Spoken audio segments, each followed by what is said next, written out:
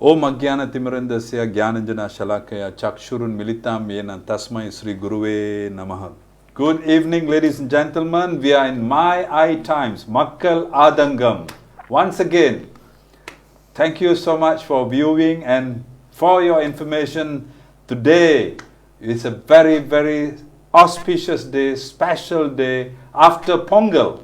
Yesterday we had a beautiful celebration, started with Pongal, and today it's a good news from My Eye Times to you. Before we proceed further, I'm Ravichandar. I'm seeking your humble help.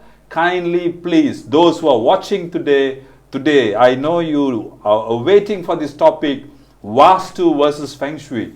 Before we go into the subject matter with the expert today with us, please kindly share this link to your friends. Let everyone benefit from today's talk. Ladies and gentlemen, Vastu is not something new. Feng Shui is not something new. But today we have a very, very special guest, and you are very fortunate. Once again, on behalf of the community in Malaysia, we would like to thank My Eye Times to give us this opportunity to share this Vedic knowledge. This is not a normal simple message. It is from the Vedic, it is from the Shastra. Ladies and gentlemen, today, together with me, is Mr. Arthur Smith from Australia with us, and he is also known as Ajamil Das, a disciple of A.C. Bhaktivedanta Swami Srila Prabhupada, the founder of International Society of Krishna Consciousness, his direct disciple. Ladies and gentlemen, let's welcome Mr. Arthur Smith or Ajamil Das. Maybe you can introduce yourself to our people who are waiting for today's topic, Vastu versus Feng Shui. Yes. Thank you, Ravichandar, Prabhu. You are most welcome. Hare Krishna. Thank you, everyone, for watching. I first came across the teachings of the Vedas through the Bhagavad Gita in 1970 in Australia. Yes. And the Vedic teachings of the Bhagavad Gita was something that really impressed me tremendously, and I have been living by the teachings of the Bhagavad Gita now for the last 48 years. Wow, that's long. 48 years, ladies and gentlemen. It's very, very long. Yeah. 48 years. Ladies and gentlemen, Bhagavad Gita, the Vedas actually changed, and changed his perception of the personality of Mr. Arthur Smith. How shall I call you, Mr. Arthur or Mr. Ajamil? Whatever you prefer. Okay, let's keep the ball rolling. Ladies and gentlemen, the topic today is Vastu versus Feng Shui. Yes, before I move in there, once again, please kindly share this. And today we are going to have part 1 of this, and next week, definitely, we are going to continue with part 2. Let's go on. Mr. Ajamil, can you please tell us some insight of Vastu? Well, let's start with the word Vastu. It is a Sanskrit word which means living in harmony with nature. And along with this creation, everyone agrees that there is a God. And along with the creation, he gave us an instruction manual. Instruction manual. Yes, how to live in this world in such a way that we can live peacefully and harmoniously. Just like if a scientist creates a machine, along with that machine comes an instruction manual so that the machine doesn't blow us up. Yes. So that we can use this machine safely. So along with the creation came the 4 Vedas, and part of the Vedas are the Vastu Shastras, which teach us how to organize our living space and our working space in our homes and in our offices in such a way is that it is auspicious, so that all good fortune and prosperity comes to those dwellings. This, in essence, are the objects of both Vastu and Feng Shui, or Feng Shui, however you want to pronounce it. Well, very interestingly, you point out that this Vastu actually was given to mankind to actually live peacefully and harmoniously in this planet. It was given, right? But may I ask you a question? Roughly how many years ago Vastu exist?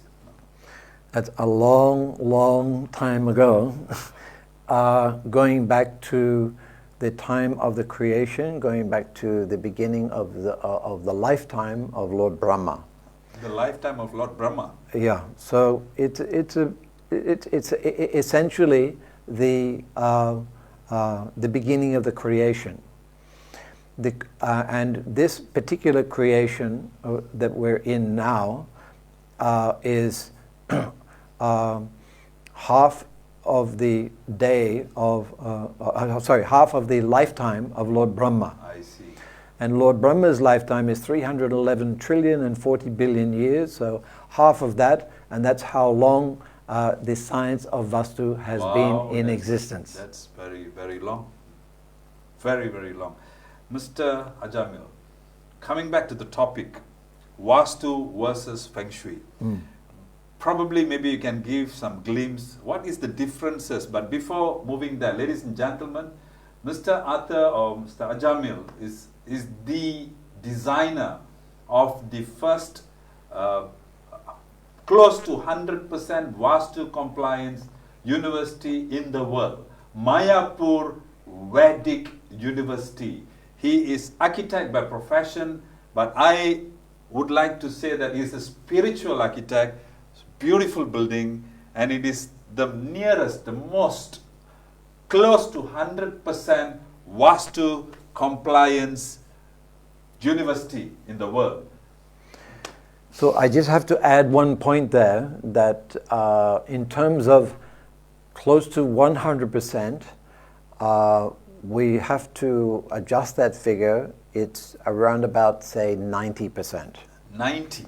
Yes. All right. Because Vishwakarma, who is the architect of the demigods, Vishwakarma, huh? Yes. Yeah. His father's name is Vastu.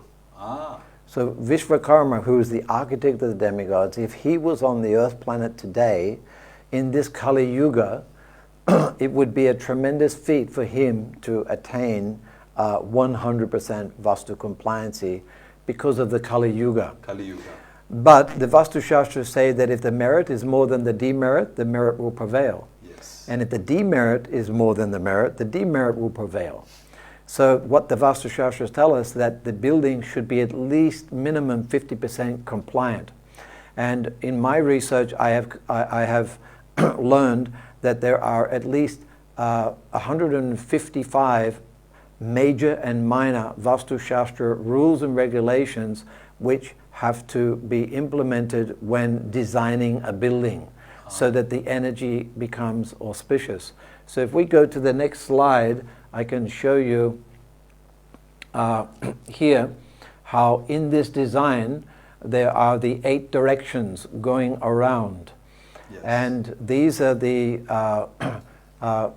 Vastu works on 4 levels. There's the material level, which is the Panch Mahabhutam. There is the Navagrahas, which is the 9 planets. Yeah. And then there are the Devas, the demigods. And then there are the spiritual avatars. And they all have their influence in all of the 8 directions. We learn from our Krishna book from Srila Prabhupada that the Vastu Vidya is the science of auspiciousness, which Krishna and Balaram learned from their guru, Sandipani Muni, while in the ashram. So it is the art of making buildings auspicious. So in this particular university that I have designed, which will be constructed in the future, the compliancy is the highest that I know of in the world. In the world? In the world today, that I know of. There might be something higher, but there's not something higher that I know of. We are very fortunate to have you with us today, because the knowledge, the message you are giving is so important. Ladies and gentlemen, Vastu actually given by God for us to live peacefully on this planet. And here with us today, Mr. Ajamil or Mr. Arthur Smith, who is expert, 48 years of research and knowledge. Mr. Ajamil, can you please elaborate what is the difference between Vastu and Feng Shui? Probably people would like to eager to know what is the difference. And ladies and gentlemen, I also have been told by Mr. Ajamil, later towards the end is going to give you 5 tips for those who would like to buy a new house, or a land. He's going to give you 5 tips how to choose auspicious home. We will wait for that. But now, what is the difference between Vastu and Feng Shui? Okay, so I have a slide on that, which shows the different between the essential differences. Now, but before I elaborate on that, I want to explain something else. Yes. Is that Vastu or Feng Shui is a science. Is a science. It is not superstition. So I'm going to take your question and answer it before you ask me, before you ask it to me. Okay, all right. So it is not superstitious. Yes. It is science. It is science. It's amazing, amazing. Yes, And yes. I'm going to verify that by this immediate analysis. What is science? Science is based upon that which you can perceive and experience. Yes. Correct? Yes, that is science. Proof something. Science is if you can't experience it Yes. and you can't perceive it, Yes. it does not exist, Yes. it is superstition. Yep. Right. Absolutely right. So in Vastu or Feng Shui, it is based on the science of Shubha and Ashubha, auspiciousness and inauspiciousness. So, is there anyone in the world today who can deny the fact that there are good influences and there are bad influences? It's a fact. So you will feel it, whether it's good or bad. Yeah. But people have had the experience, they go into a house or they go into a building, they feel bad. And they go into another building and they feel good. Good. So what is that? That is science. That's something that can be perceived and something that can be experienced. Yeah. So now, there is an art to attracting the positive energies of the universe. And there is an art to keeping out or blocking the negative energies of the universe. Because we are surrounded in this world by negative and positive. Feng Shui also says the same thing, yin and yang, positive and negative. We want the positive in, we want the negative out. Yes. So it is a science. There is a way of keeping the positive, keeping the negative influences out and bringing the positive influences into the dwelling of the house. You're right, hitting on the nail, a bit sidetrack on this topic, because now, yes, as you know, we are in Kali Yuga, and every day there are calamities and a lot of problems and miseries and so on. I think the subject matter today, Vastu, is going to be a prime mover, especially on Kali Yuga, and this knowledge is so paramount important for every individual, because if a lot of miseries, a lot of problem, that means a lot of negativity. Directly, not indirectly, directly. If someone is facing a problem, someone is facing a misery, that is negative. The energy is negative. So this Vastu is exactly needed. Yes. It can solve that. That takes us in another direction. Yes. Which is that the Vastu Shastras are an angam, or limb of Jyotish, which is Vedic astrology. Okay. The Vastu Shastras are a small part of that, because everybody has Shubha and Ashubha in their life.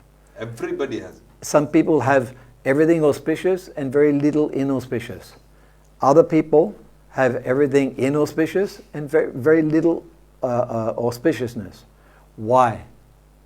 Why is that? Because everybody has different karma. Everybody is born under different planets. So there are two things in our life that affect the good and the bad.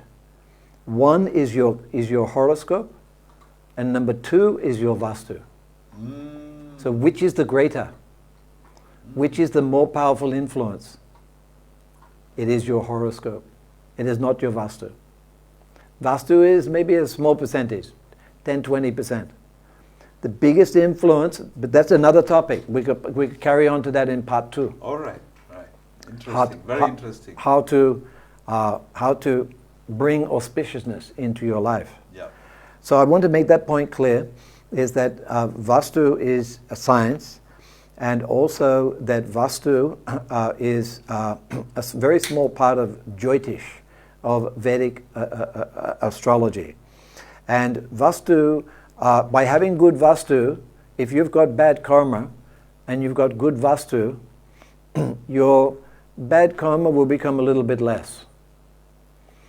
But if you've got good karma and you've got good Vastu, wow, then you're in a very favorable situation. But if you've got good karma and bad Vastu, then the bad Vastu will reduce your good karma a little bit. So good Vastu is not everything. Just like a motor car is not everything. More important than having a motor car is to have a good, healthy body.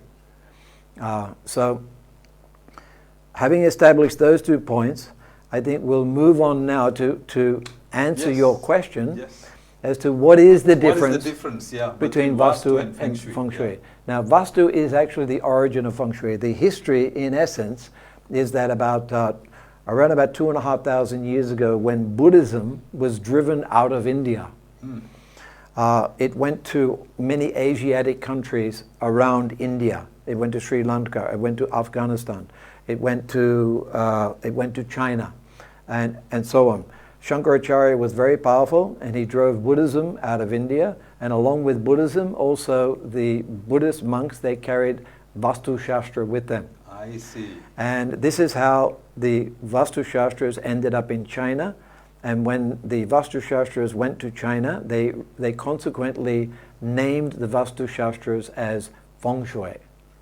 I see. So they are one and the same, essentially. They're coming from the same source. Same source. Same source. Right, yeah. Even in China, there are different Sanskrit names for martial arts, which is called Jujutsu. And there are different Sanskrit names. So there are many Sanskrit names also in Feng Shui that relate to Vastu. So there are many similarities, but there are also many differences. As you will see, if you go from one book to another and you say, well, this is a problem for a lot of people out there who are looking at, should I choose Vastu or should I choose Feng Shui? Which one is going to help me better? What I can say from what I have studied is that if you want the original science as it is, then that's what we're presenting in the book that I wrote. I wrote a book called Vastu, the Origin of Feng Shui, and I've clearly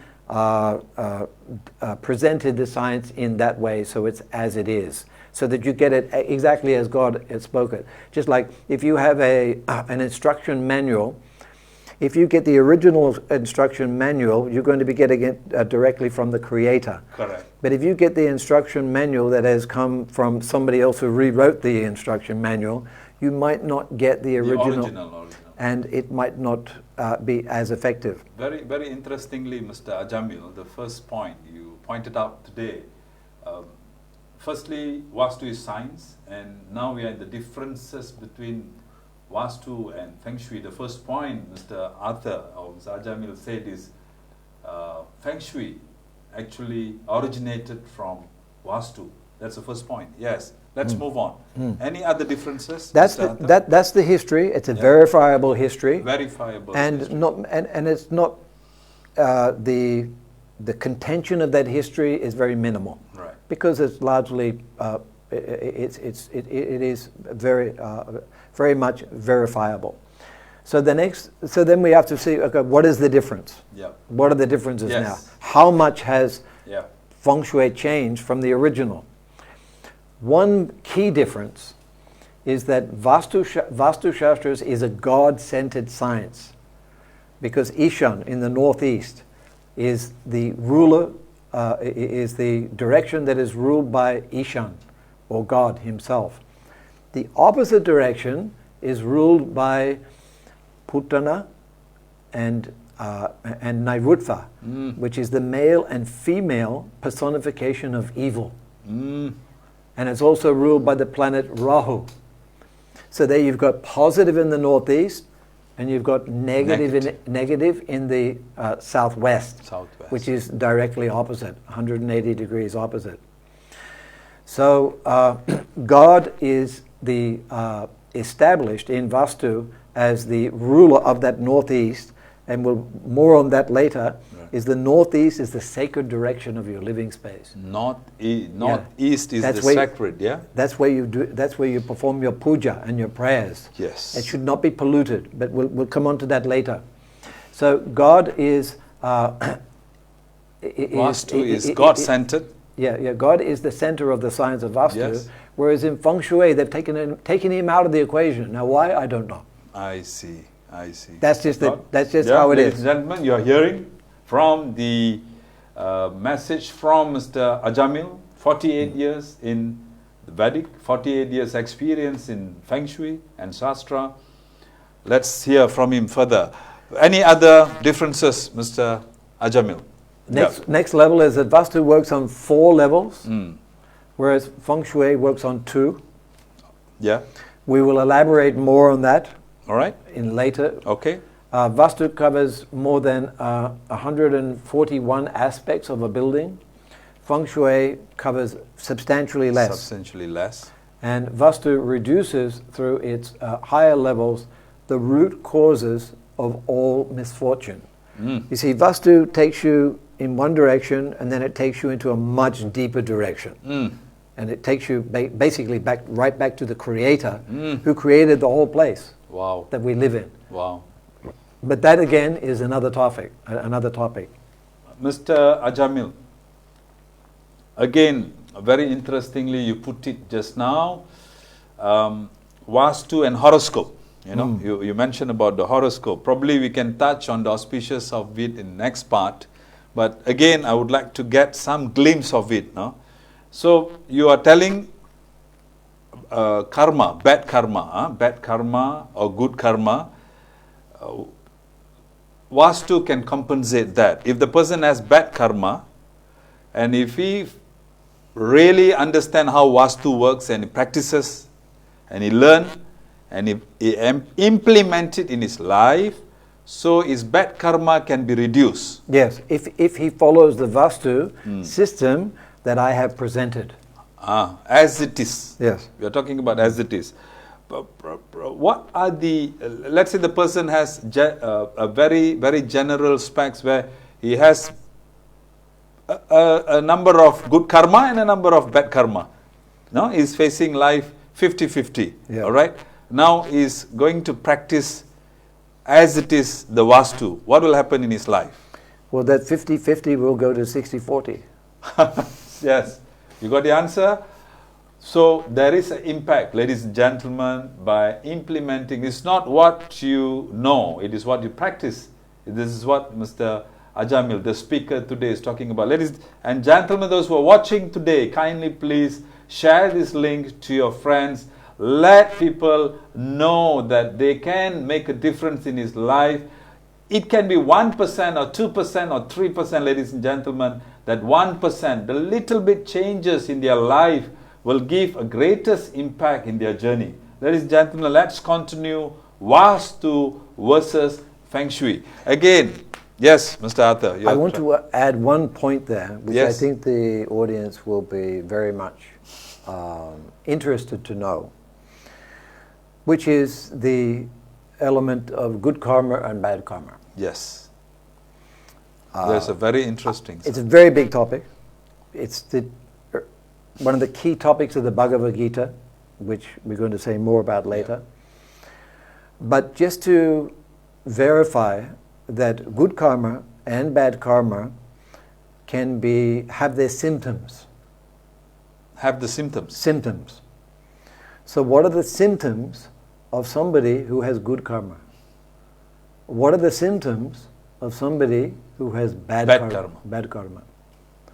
So the symptoms of somebody who has good karma is somebody who is decorated with health, wealth, education, and beauty. This is very important topic, ladies and gentlemen. Very, very important topic. Please get to the dot. Again, can you repeat that point?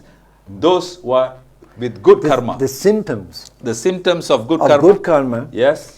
Is they are in this lifetime. Yes. They are born into a situation where they have health, wealth, education, and beauty to a very high degree. 4. Yes. Wealth, health, education, and beauty. Yes. In a high. To a very high extent. Very high extent. Now, who can deny that fact? That this is something we can perceive around. Yes. The big question is why?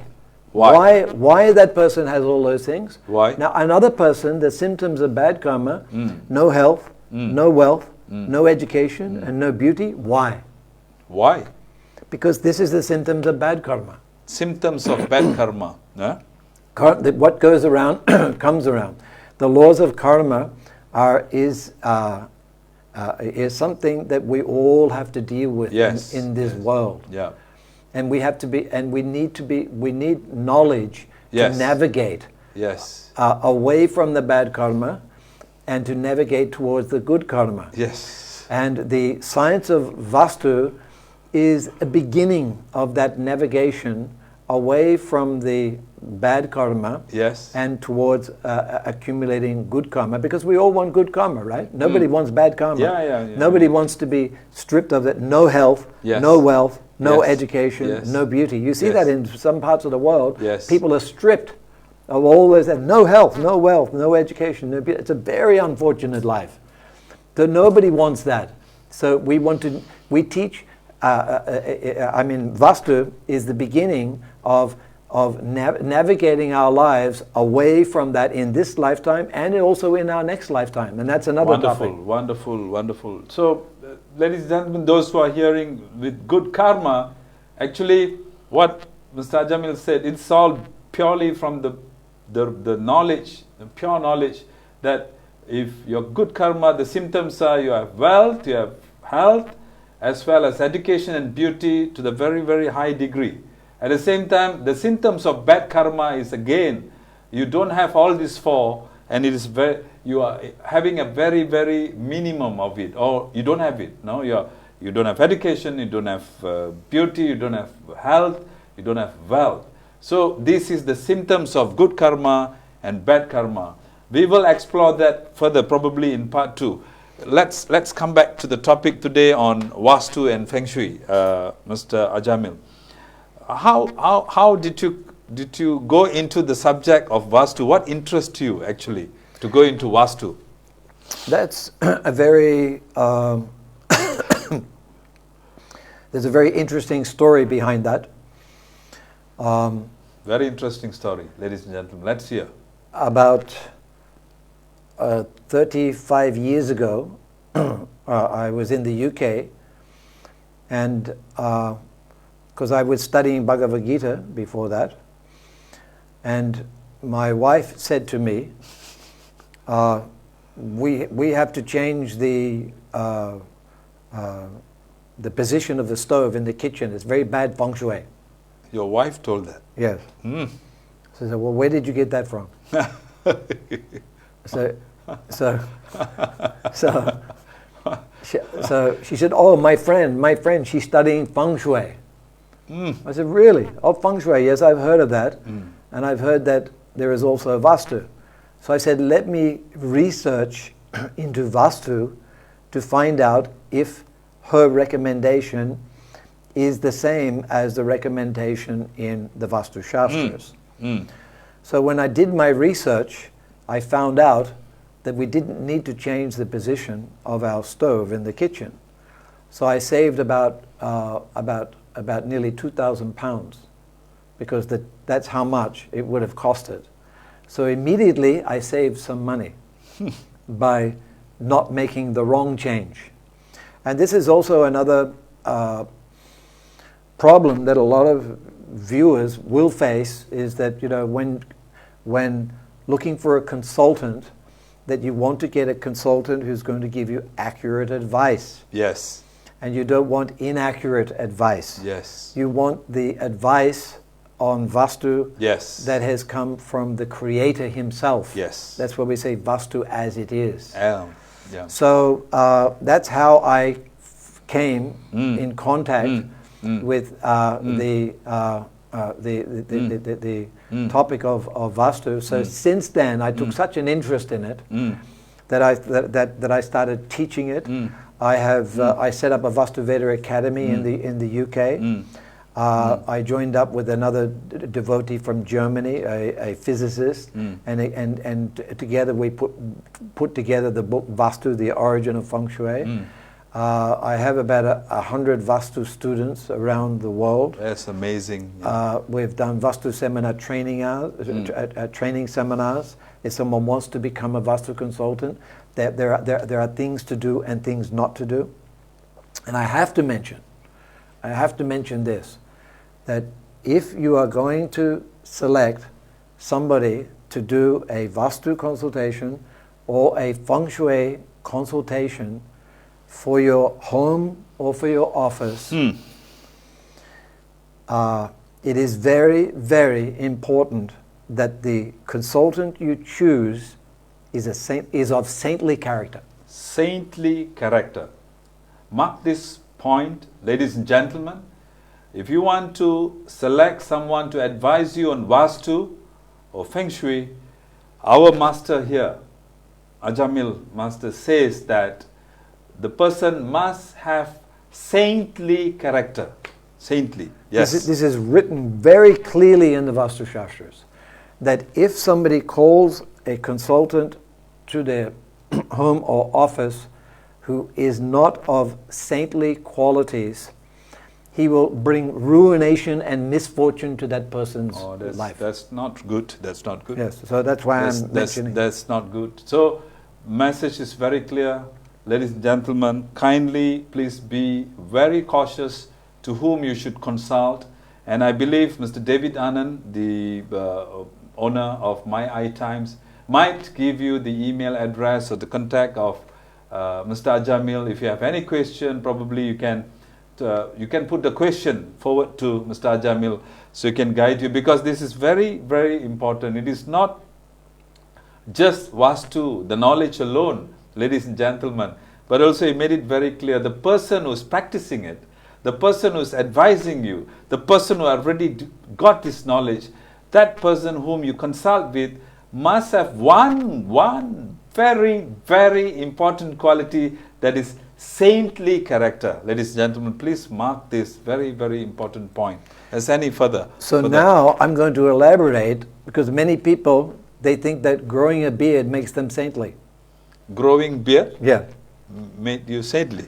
That many people perceive that those who have beard is a saint. I see. Okay. Not necessary. Yes. If saintly character means no sinful activities, and I have to mention this, because this is the way what I've learned from my guru, and it's also written in the Vastu Shastra. Yes. Number one, the Vastu consultant, he cannot be a meat eater. Vastu consultant, number one criteria or the practice, he shouldn't eat meat. All right, no meat eating. Yeah. He does not take any form of intoxication or alcohol. He doesn't take alcohol or any form of intoxication. Yeah. He is a celibate person. He, unless if he's a great grihasta, he only procreates for children, and that's all. Very highly cultured in married life. That means if he get married, it's only for creating next generation, but not for sense gratification. Yes, that's Correct. number 3. Correct. Yeah. And the fourth one is gambling.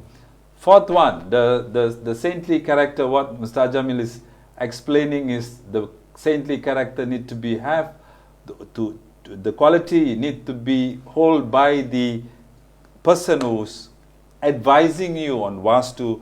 You shouldn't eat meat. That means you shouldn't touch the meat.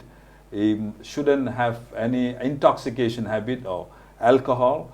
You shouldn't gamble. Or there is no illicit sex. That's a message. Yes. If such a saintly person with knowledge comes to your house or gives you advice, you will be blessed. There's no doubt about it. Beautiful. So with that type of discipline and practicing all this discipline, if he comes to the house and advise you on Vastu, that person is blessed. That person is blessed. Yeah. So this is a very important point for those who... I think I totally agree. Ladies and gentlemen, people who are watching this, it's so important for you to select who is going to advise you in your auspicious home. And he just made it very, very clear. He gave you tips actually to how to select the right person to advise you on Vastu. Ladies and gentlemen, kindly note it down, because this is your lifetime. This is your life. And you can change your life. You can change your journey by having a good advisor on Vastu. And just few seconds ago, Mr. Ajamil gave you the tips to select the right person to advise you. That person must have certain discipline, and clearly spelled it out. Yes, anything? Because in the Vastu Shastras it says only the priest. The priest is the priest, and the priest is someone who's pure, the Brahman, the priest. He must be pure and be of saintly character. So very important point. So the priest, what Mr. Ajamil is telling is Vastu, those who are teaching or advising Vastu, they are in the stage of priest. So the priest who practices this discipline, no meat eating, no illicit sex, no intoxication, no gambling. So with that for these 4 habits, that person has the purity, and with the purity comes the force, and the force is blessing, ladies and gentlemen. Any further on that? Exactly. Saintly, you have summed it up very nicely.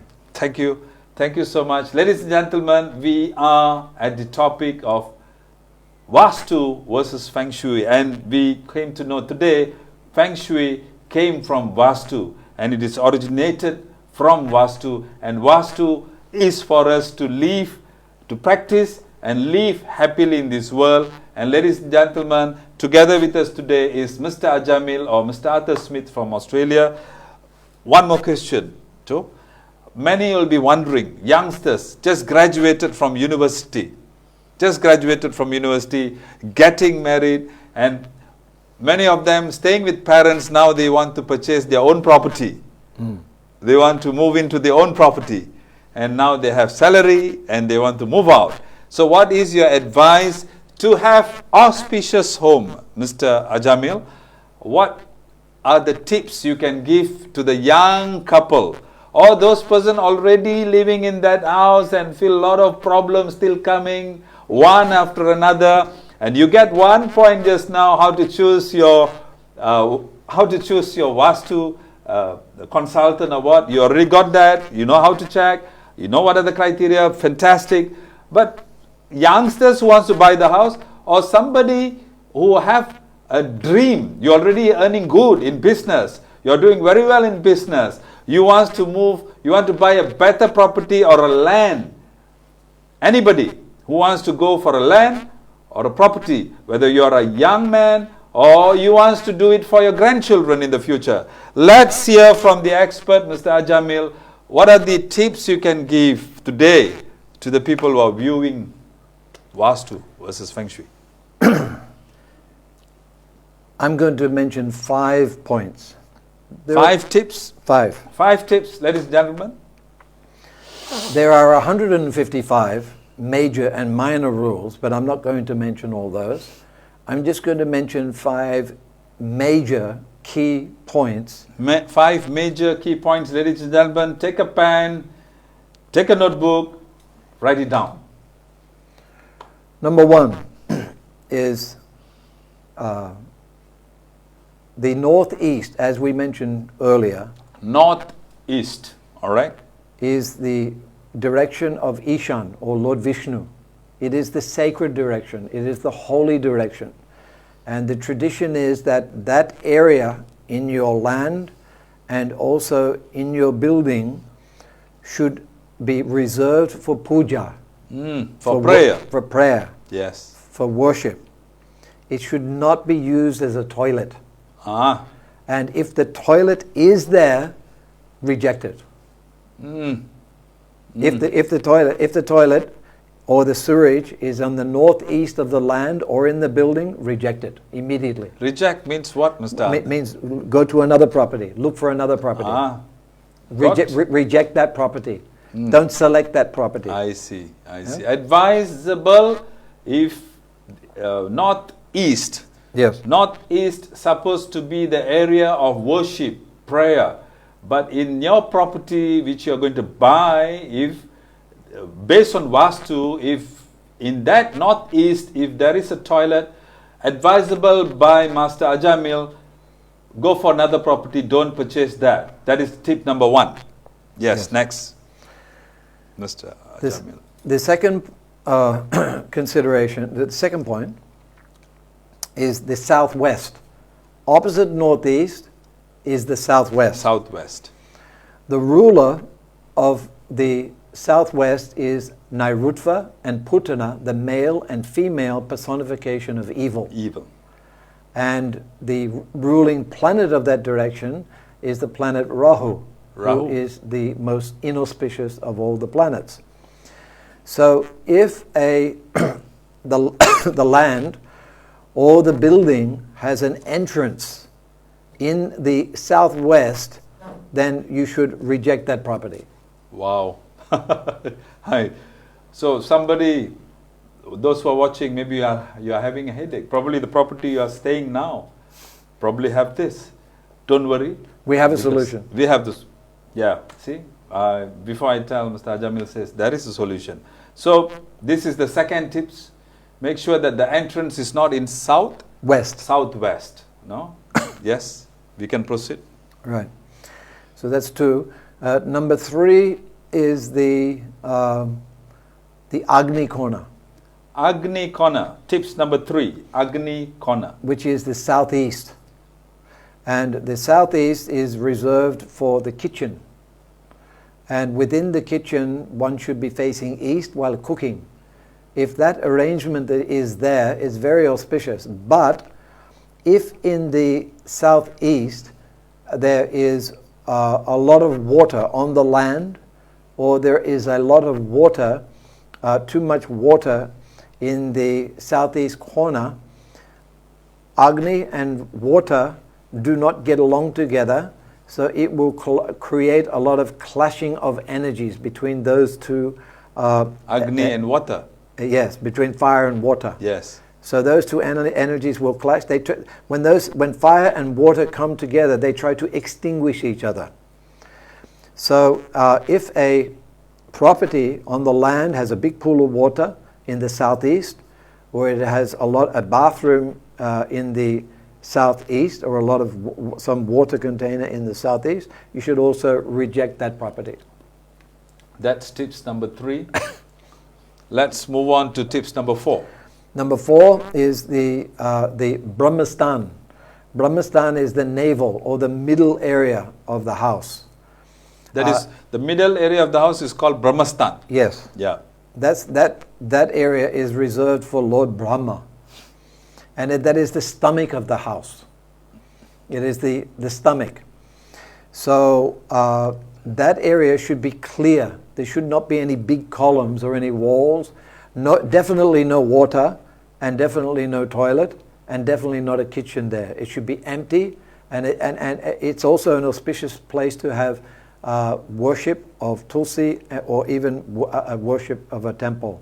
So if that middle area of the Brahmastan is blocked, is afflicted in any of those ways, you should reject it. And in fact, there is an example that of the Pandavas. The whole Kuru dynasty was destroyed because in the Indraprastha palace of the Pandavas, in the Brahmastan, they had some water. And that was put there by Mayadanava, who was the architect of the demons. The architect of the demigods, Vishvakarma, he created the whole palace, but that bit was done by Mayadanava, and he put water in the Brahmastan.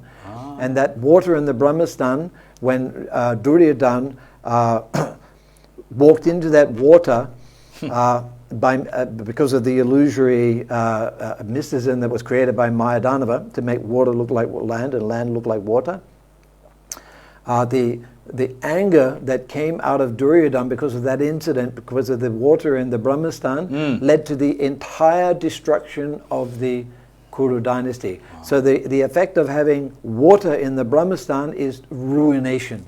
Yeah, so that place need to be empty. Nice and empty. Nice and empty. There is no water. Yes. Right? Yes. That is tips number 4. Brahmastan. Yes. It's a navel. Yeah. Right? It's the middle.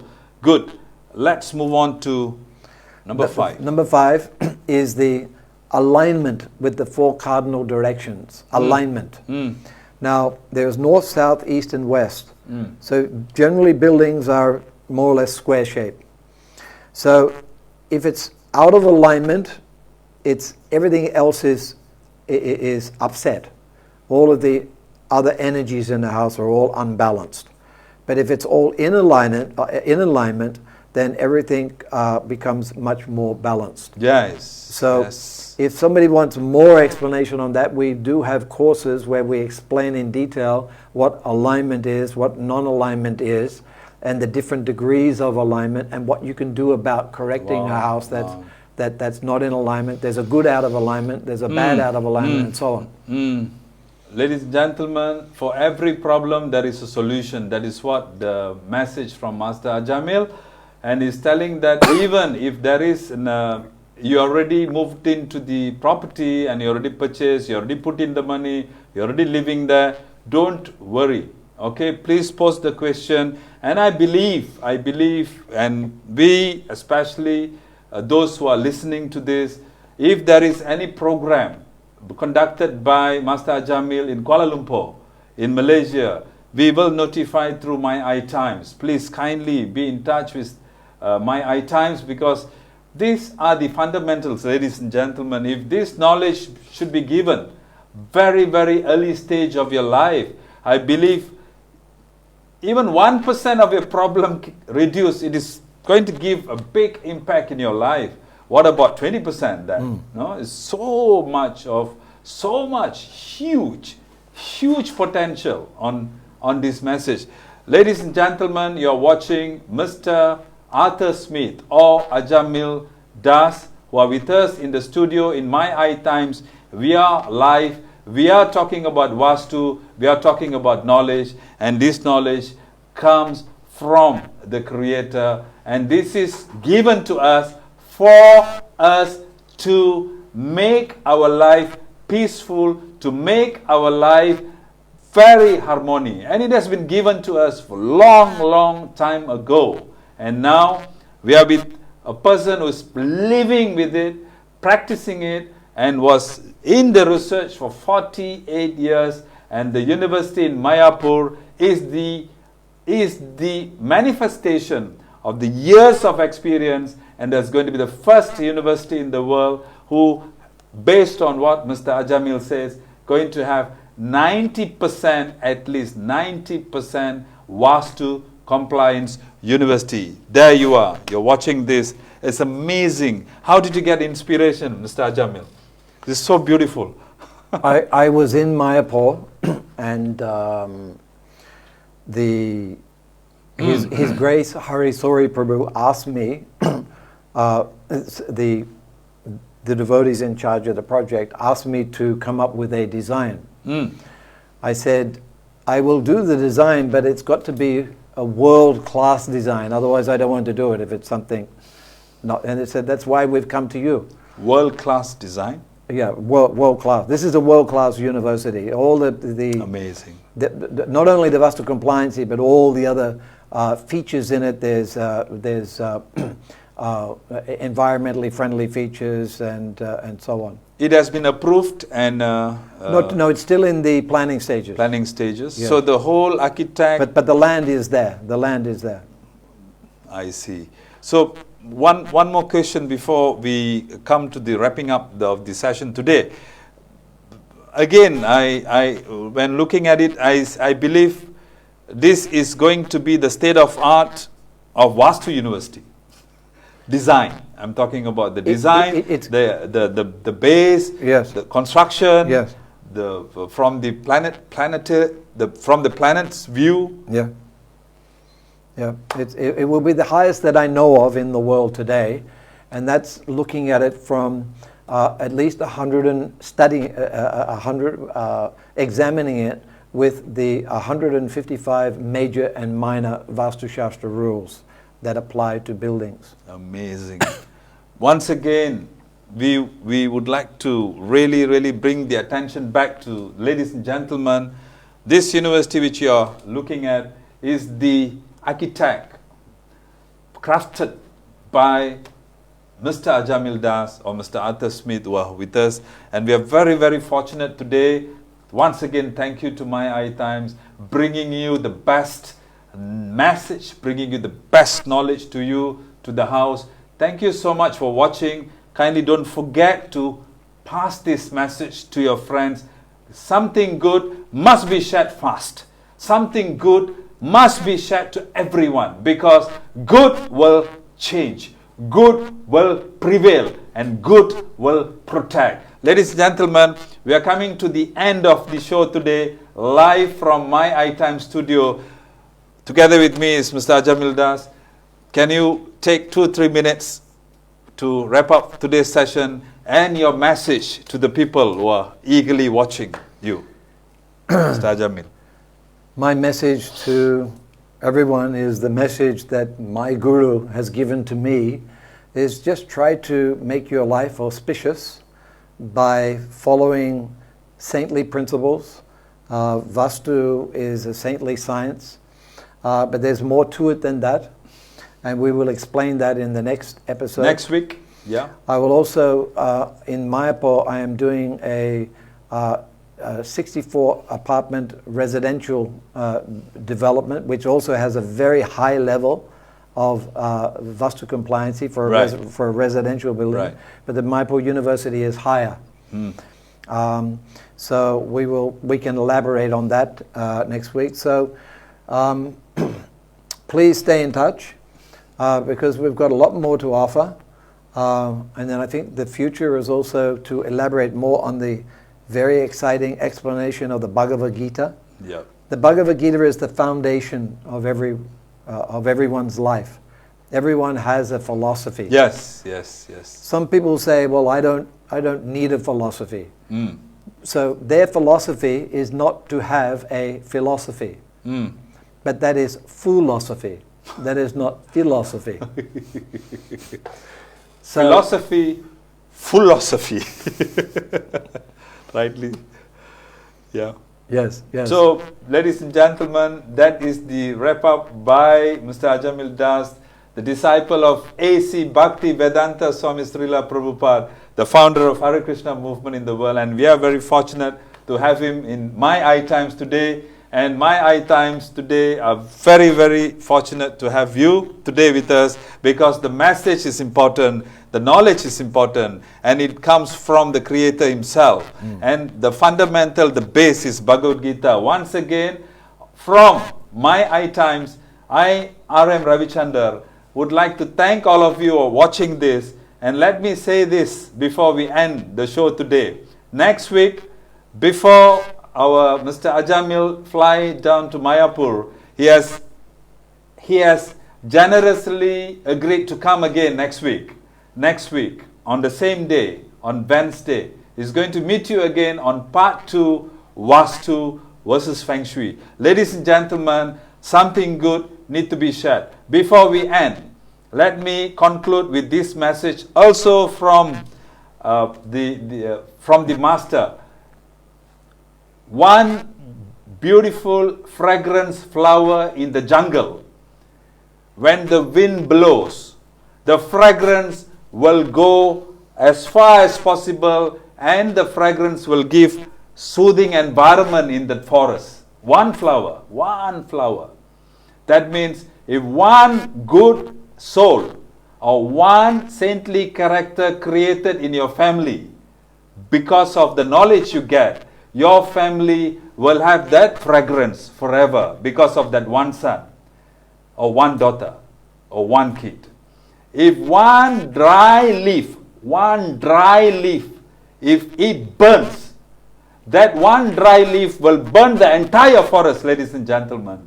So if you are really, really not cautious, and if you didn't really teach your kids something good, that one mistake, one kid will destroy your entire family with that message. Vastu is good. Vastu originated from God, and God wants us to be good. Ladies and gentlemen, once again, R.M. Ravichandar, Mr. Arthur Smith, Ajamil Das, thank you so much for watching. Meet you again next week, Wednesday, 8:30. Thank you.